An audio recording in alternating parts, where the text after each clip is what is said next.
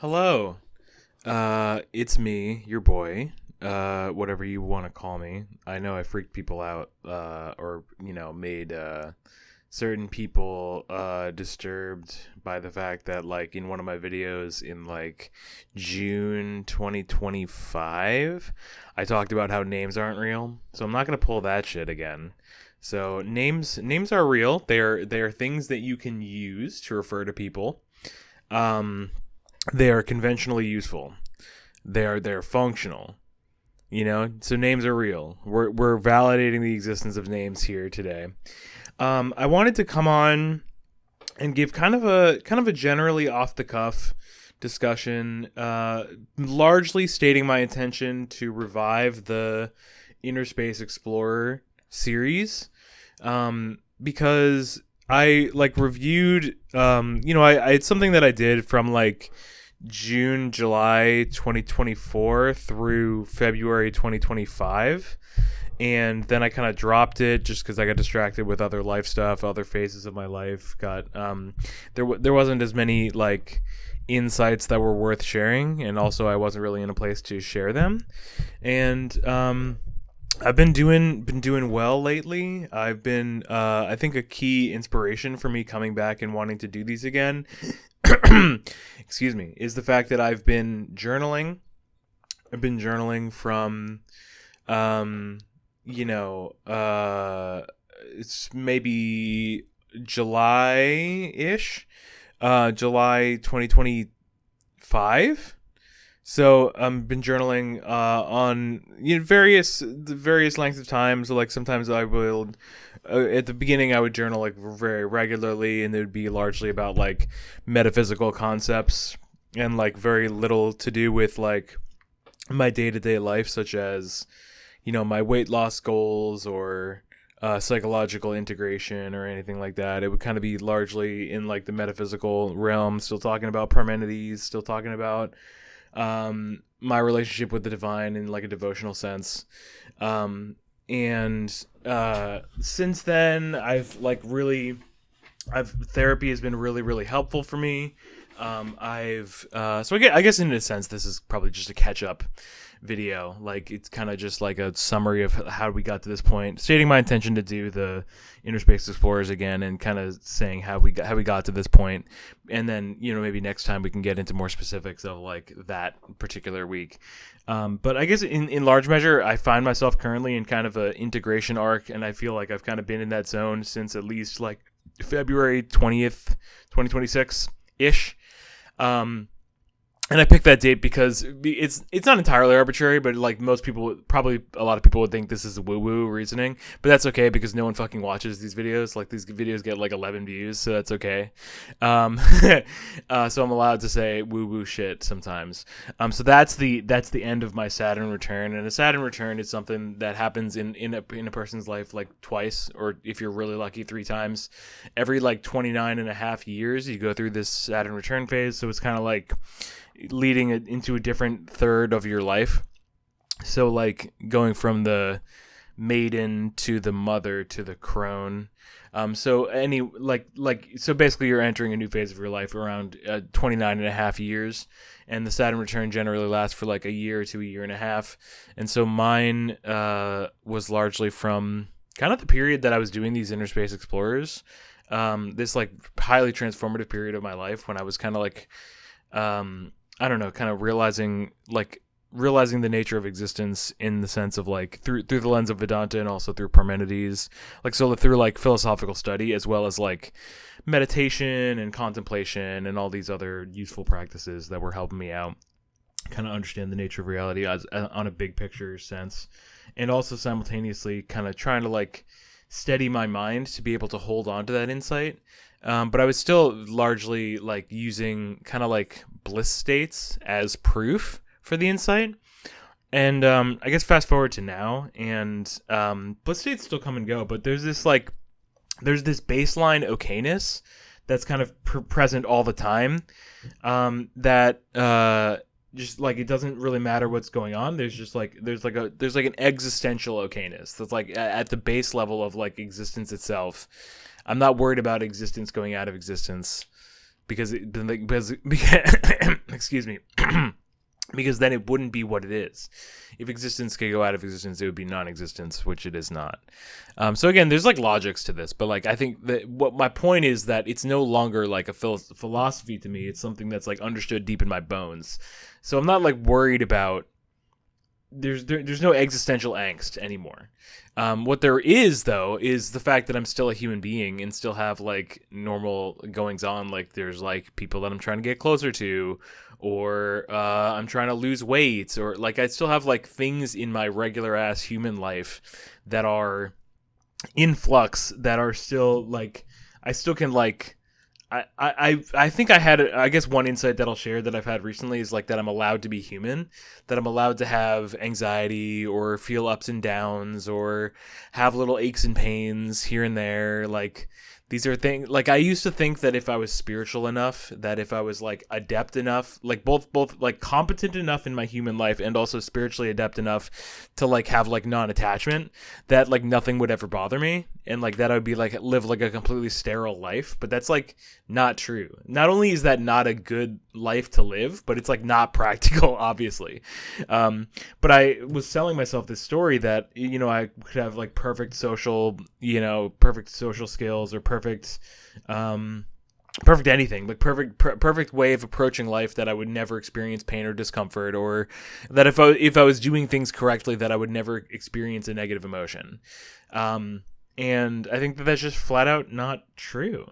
But I think that doesn't mean that I have to wallow in the negative emotion, though. I think what I can do is notice these things as so like I used to, like, for example, the critical, like the example that will come up a lot and that I've been working on a lot over the past like at least half a year, probably more now, is that I would have throat pain and throat tension, and I wouldn't know. Like, it was hard for me to figure out what the source of that was. Like why that was happening. Was it psychosomatic? Was it because I was drinking too much hot coffee?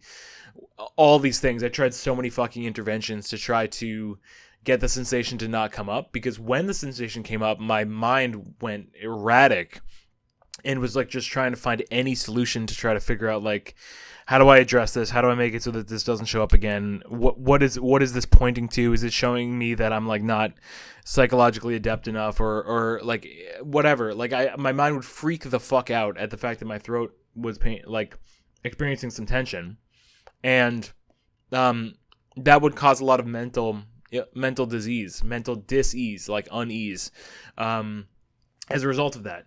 And you know, I think that's like. I think I would then judge myself for the fact that I was mentally stirred up, and it would just be this huge cycle that would perpetuate itself.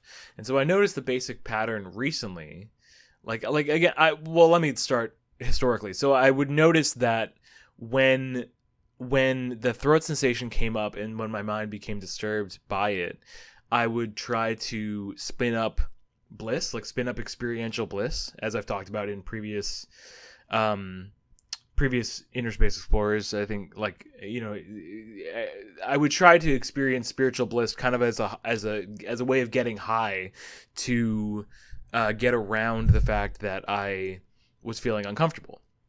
And I think that was what my therapist and I call that is spiritual bypassing, like trying to use spirituality to bypass like regular human experiences. And it's not great, like, and it's not something that I like am proud of, but I think it's just something that was like, it was an unquestioned impulse of mine for a while. And so back in like September 2025, I started divesting from that, and I started like really looking into trying to not spiritually bypass. And like what I did at the same time was I tried to use like very practical remedies to try to make it so that the throat pain wouldn't come up, so it could break that circuit. And I had varying success from that. I like gave up coffee. Like I think I vastly changed my relationship to coffee. I drink a lot less caffeinated coffee than I used to. And I think that's great in itself. Like I think I'm just less, my nervous system is activated less. It also makes me more sensitive to caffeine. So if I do have, more cups than usual, I'm prone to have withdrawals or experience anxiety as a result of that. I kind of had that within the past week, where I had a lot of caffeinated coffee over the weekend, and then kind of crashed on Tuesday when I went back to my regular. I drink like decaf. This funny thing about me, and again, I'm not worried about these Innerspace explorers. Like, they don't have to be deep all the time. It's just me sharing about what's going on with my life. There's some like inner mechanism. Like there's some like depth to it, I think, but it doesn't like. I think the cool thing lately about me is that I'm integrating even the ordinary stuff, so that like the ordinary and the extraordinary and the regular and the transcendent are all like becoming like kind of one thing, which is cool. So I had a crash out on Tuesday this week, most recent week, I don't, because of caffeine withdrawals is what I'm thinking, but like it got me to like it was after I was like contemplating like my relationship to Maya, like so Maya, for those who are uninitiated, is like the power of consciousness or existence to manifest as the physical world, like to manifest as particular names and things that have like supposed boundaries and stuff like that. A lot of my spiritual journey has been a lot of my spiritual a lot of my devotional, let's say, a lot of my relationship with what most people would call God has been me coming to terms with this power that consciousness has, the ability to manifest as a world and manifest as like laws of nature and laws of like human interaction and like karma, basically. And coming to terms with that, because I think I would notice things being in various states of order in the physical world, and I would be like, I would witness the power of Maya, and I would be really confused as to like how I can trust it. Like, if something is all powerful and all knowledgeable, right, wouldn't that power be abused? Like, wouldn't that be something that would be hard to trust? And so I think I had that's something, but I was drawn to it at the same time. I was like, I felt like there was a connection there that was like love oriented, so it was hard for me to give it up, and it was hard for me to like fully accept it. So there was like this central tension. So I was trying to, it's something that I've kind of put aside in the past several months, and kind of focused on like the isness of existence itself, which is Brahman. So like really just focusing on the baseline, like what's the same all the time, which is consciousness, existence, consciousness. Yeah, but on Monday afternoon, I was like thinking about reintegrating Maya into the picture. And I was trying to figure out, like, so I was journaling about it. I was like tempted to journal about it. And I've been journaling a lot recently. And I know I'm skipping all over the place and I'm probably losing threads of this story, but like I'm sharing off the cuff, and whatever it ends up being is perfectly good. That's mostly me reassuring myself of that rather than you, the listener. And by the way, you're 13 minutes into this audio log, so thank you for listening. Anyways, I was journaling about this on Monday night, and I was like, I felt like some like anxiety come up around like, can I really, now that like my mental health is just so much better than it has been. I have had various mental health episodes. I don't know who you are and if you know that about me, but I have. It's been this exact topic, this like my relationship with Maya, has been the subject of many mental health episodes. So I think that, trying to integrate it, trying to reintegrate this part of the picture, this like relationship with all knowledge, all power, as relating to it as like a being, like a specifically like a goddess in particular, like a form of the divine that is like not only just existence consciousness, but like what most people would call God, right? Like the power of God to be able to manifest a world and to be, like make this world of forms and laws and mental formations, physical formations, etc. All the things you experience in your life are, according to Advaita Vedanta, are the result of that power. So I think I was trying to come to terms with that again. And I wrote my journal that I wrote on Monday night was largely about my anxiety about doing that, like my concerns for myself and how it might lead me to a state of dysregulation.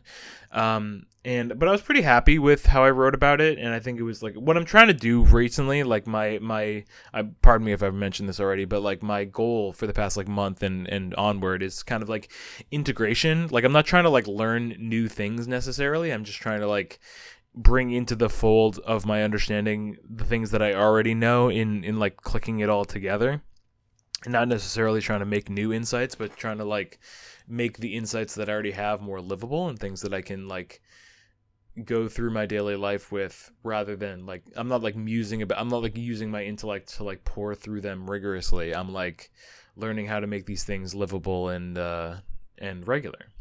So at the same time, I wrote about it in my journal on Monday night, and that was cool. It felt like a degree of resolution, but I was like, I will admit, I was like, I felt a little bit spun up by it. Like I think it was exciting to dance with that concept, which had been something that was like mildly dangerous to me in the past, and feeling like I could really integrate it and make it be something that could be held reasonably. So I think that was all clean and good. And then on Tuesday, I had like a big crash from like, because on over the weekend, last weekend, and also on Monday, I drank a lot of like caffeinated coffee, because I was under the impression that like being caffeinated would aid my weight loss. I realized later that like all I need to be able to unlock that effect, like both effects of thermogenesis and also appetite suppression, is like 1 or 2 cups of coffee. That's all that's required. So I like reeled it way back then when I realized that. But I was like crashing out on Tuesday, and I was like, oh shit, is this the result of me trying to reintegrate Maya into the picture? Like, is this something that I shouldn't be touching?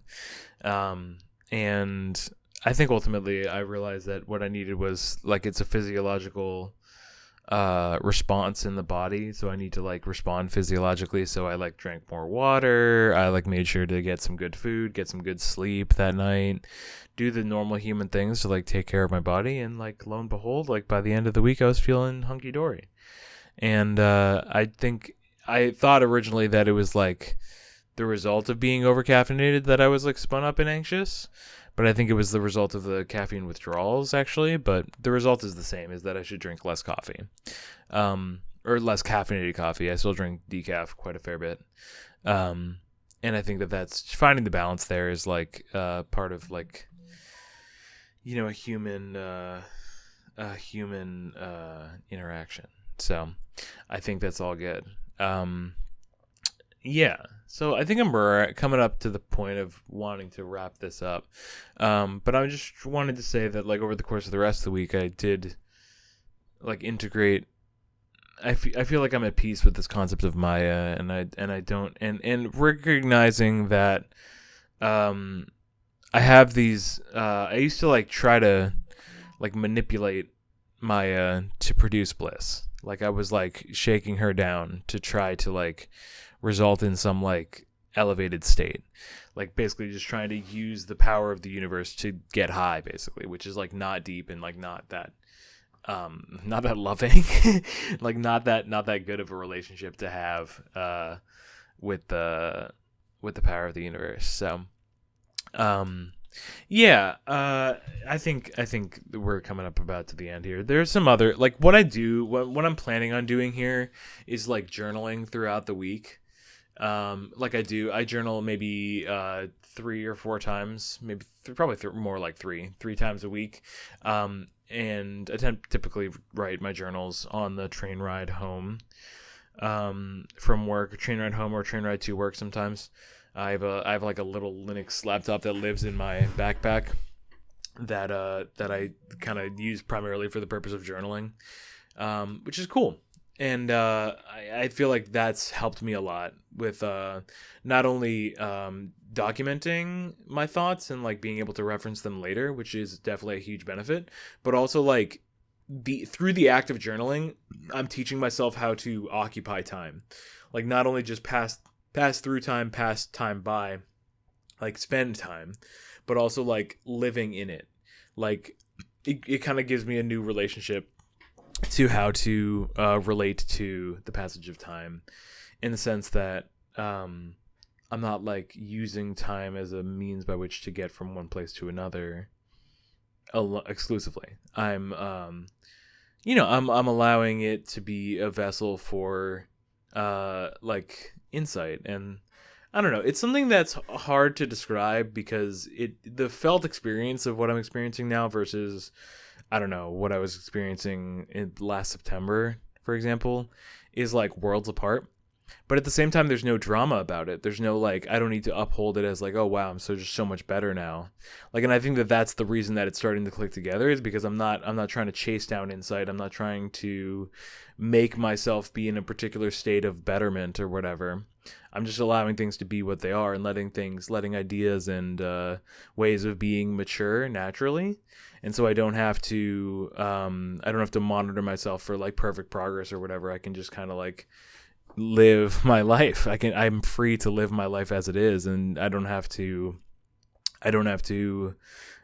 make sure that it's the perfect expression of everything or whatever. I don't have to make sure that I'm like doing, I don't have to, make sure that I'm doing everything correctly in order to like be living a life that is acceptable to me and to others. And I'm just allowed to have things be as they are and have that be enough.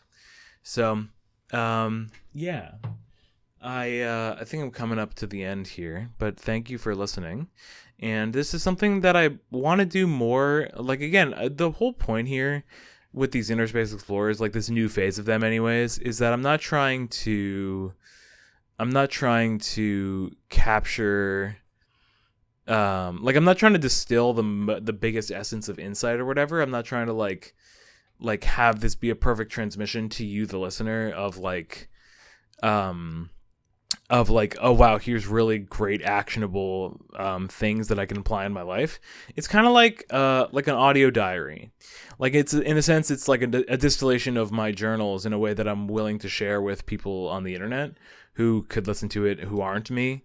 And I think that that's something that's really nice and provides a new layer of it. I think with the previous Innerspace Explorers, I was really trying to capture something, and I think I did capture something. Like, I think, and I think this right now is capturing something in a way that it's much more natural. Like, I don't need to, I'm not coming in here with anything like super specific that I'm trying to say, but just kind of speaking to what's been going on with me lately, and like what I've found to be useful or interesting or of note.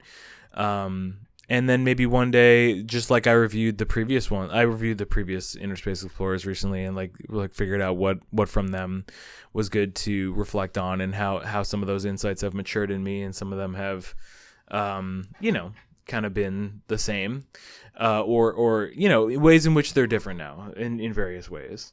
Yeah, I think that these are going to be great. Like, I think that these are going to be fun. Like, and again, the cool thing about what I'm recording right now is that it feels quite natural. Like, it doesn't feel like I'm like forcing any particular expression of anything. I got to like a whole 25 minutes pretty much of discussion on just basically talking off the cuff. And so I think that like I have good things to share, and I think giving myself the space to share it verbally might be not only good for documentation purposes, but also just me being able to vocalize these insights that I've come to realize. And hey, if you as a listener get anything out of that, that's cool too. Although no pressure. Sometimes it can just be background noise, and that's cool too.